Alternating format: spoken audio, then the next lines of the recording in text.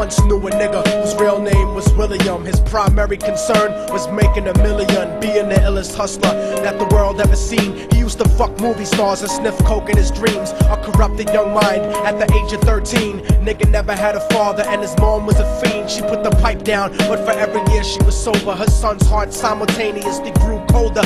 He built a reputation cause he could hustle and steal, but got locked once and didn't hesitate to squeal. Starting fights over little shit up on the block. Stepped up to selling mothers and brothers to crack rock. Working overtime, making money for the crack spot. Hit the jackpot and wanted to move up to cocaine, fulfilling the Scarface fantasy stuck in his brain. Tired of the block niggas treating him the same.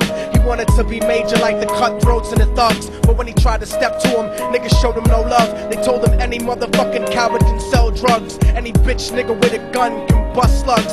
Any nigga with a red shirt can front like a blood. Even Puffy smoked the motherfucker up in the club, but only a real thug can stab someone till they die. Standing in front of them, staring straight into their eyes, Billy realized that these men were well guarded, and they wanted to test him before business started. Suggested raping a bitch to prove he was cold-hearted. So now he had a choice between going back to his life or making money with made men. Up in the sight, his dreams about cars and ice made him agree a hardcore nigga is all he ever wanted to be. And so he met them Friday night at 2:45. I'm falling and I can't turn back.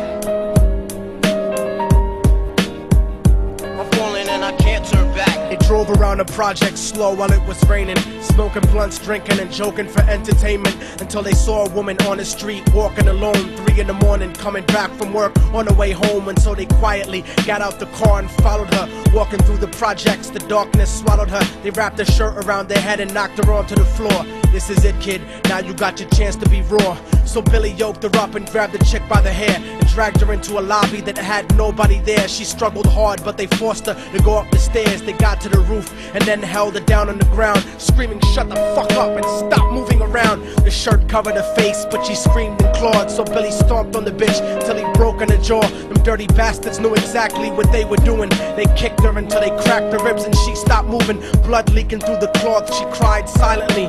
And then they all proceeded to rape her violently. Billy was made to go first, but each of them took a turn, ripping her up and choking her until her throat burned. Her broken jaw mumbled for God, but they weren't concerned. When they were done and she was lying bloody, broken and bruised, one of them niggas pulled out a brand new 22. They told him that she was a witness for what she'd gone through, and if he killed her, he was guaranteed a spot in the crew. He thought about it for a minute, she was practically dead, and so he leaned over and put the gun right to her head. Right before he pulled the trigger and ended her life, he thought about the cocaine with the platinum and ice, and he felt strong standing along with his new brothers. Cocked the gat to her head and pulled back the shirt cover, but what he saw made him start to cringe and stutter, cause he was staring into the eyes of his own mother. She looked back at him and cried cause he had forsaken her. She cried more painfully, and when they were raping her, his whole world stopped. He couldn't even contemplate. His corruption had successfully changed his fate, and he remembered how his mom used to come home late, working hard for nothing, cause now what was he worth? He turned away from the woman that had once given him birth, and crying out to the sky cause he was lonely and scared, but only the devil responded cause God wasn't there.